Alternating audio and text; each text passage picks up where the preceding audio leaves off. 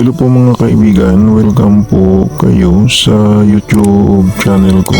Magbabahagi po ako sa inyo ng konting paliwanag tungkol sa pagpataas ng dungan ng mga bata.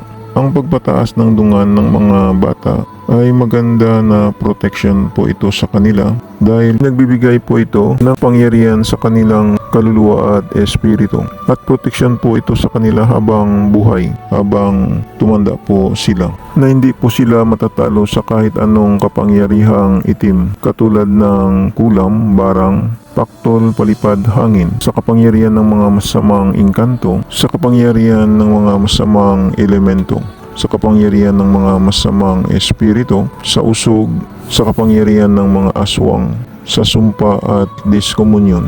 Kapag ang bata ay napataasan ng dungan, ay hindi po ito matatalo sa kahit anong kapangyarihang itim. Ang meaning po ng mga sangkap na gagamitin po ninyo, una, sinulid na pula. Ang meaning po nito ay makipaglaban po ito sa itim na kapangyarihan. Pangalawa, sinulid na puti. Ang meaning po nito ay tubig na makasumpa sa itim na kapangyarihan. Pangatlo, sinulid na itim. Ang meaning po nito ay proteksyon laban sa kapangyarihang itim. Ang meaning naman po ng suklay, ang bertudis po nito kapag kumapit po yung kapangyarihang itim sa katawan ng bata, ay parang sinusuklay na mahulog po ito sa lupa.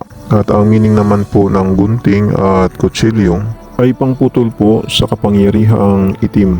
At ang meaning naman po ng luya ay pangsunog po at panglusaw sa kapangyarihang itim. Ang meaning naman po ng sinulid na tinali po sa kanang kamay ng anak po ninyo ay nagpapataas po ng kanilang dungan o nagbibigay ng malakas na kapangyarihan sa kanilang kaluluwa at espiritu, na hindi sila maladaig ng masamang kapangyarihang itim habang buhay o habang tumanda po sila. Pagkatapos na napatasan na po ninyo ng dungat yung anak po ninyo, ay putulin po ninyo yung sinulid na nakatali sa kanang kamay ng anak po ninyo, at ang natira po parang bisnet na lang po, at hayaan na lang po ninyo hanggang matanggal po ito sa kanilang kamay. Yan po ang aking pangmaraan sa pagpataas ng dungan ng mga bata para hindi madaling sakitin at hindi madadaig ng mga masamang kapangyarihang itim. Sana makakatulong po ito sa inyong mga anak na makadepensa po sa kanila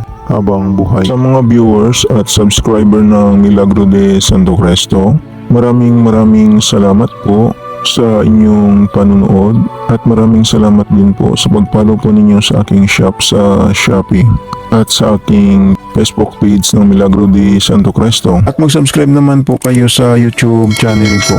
Panoorin na lang po ninyo ang second channel ko sa YouTube, sa Milagro de Santo Cristo 2. Baka may magustuhan po kayo na mga lamang gamot na magagamit po ninyo. Paalala lang po, ang mga maiwagang dasal at orasyon na binabahagi ko sa inyo ay gagamitin lang po ninyo sa kabutihan.